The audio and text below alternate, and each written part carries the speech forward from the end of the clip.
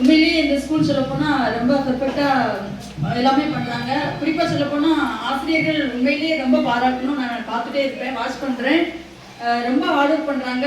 நிறைய மாணவர்கள் சேர்க்கையை இன்னும் மேம்படுத்தணும் அப்படின்றதுக்காக அவங்களோட உழைப்பு ரொம்ப அதிகமாக இருக்குது. நிறைய கவுன்சிலிங் கொடுக்குறாங்க, வீடு சந்திக்கிறாங்க, அதெல்லாம் பண்ணுறாங்க. உண்மையிலேயே எனக்கு ரொம்ப பிடிச்சிருக்கு. பிள்ளைகளையும் நல்ல கவனமாக பிள்ளைகள் கற்றுக்கொள்கிற மாதிரி பாடலாம் எடுக்கிறாங்க. இன்னும் ஒரு வேண்டுகோள் என்னென்னா, நான் வட்டார வளர்ச்சி அலுவலருக்கு சொல்கிறேன், ஒரு கட்டிடம் தேவைப்படுது புதுசாக பிள்ளைங்களுக்கு, அது போதுமானதாக இல்லை, அதை ஒன்று வைக்கிறேன். அப்புறம் பெற்றோர்களும் இன்னும் நல்ல செயல்படணும்னு நான் விரும்புகிறேன். கண்டிப்பாக ஆசிரியர்களோட சேர்ந்து பெற்றோர்களும் இதில் உதவி பண்ணால் மட்டும்தான் பிள்ளைகளை நல்லா உருவாக்க முடியும். ஏன்னா ஆரம்ப கல்வி 1லேருந்து 5 வரைக்கும் தான் நம்ம பிள்ளைகளுக்கு ஆரம்ப கல்வி. அது ஸ்டெடியாக படிச்சிட்டாங்க அப்படின்னா உண்மையிலே போக போக நல்லா இது பண்ணுவாங்க. டெய்லி கொடுக்குற ஹோம்ஒர்க்கை பெற்றோர்கள் கண்டிப்பாக கூட இருந்து பிள்ளைங்களுக்கு சொல்லிக் கொடுக்கணுங்கிறத நான் விரும்புகிறேன்.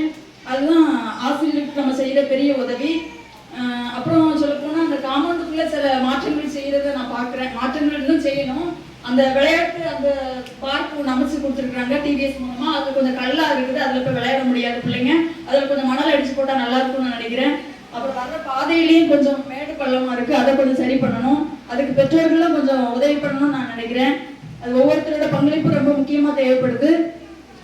இதெல்லாம் தான் என்னோட சார்பாக சொல்கிறேன். இதுவரைக்கும் கொஞ்சம் நல்லா சிறப்பாக செயல்பட்டு இருக்காங்க, இன்னும் செயல்படணும்.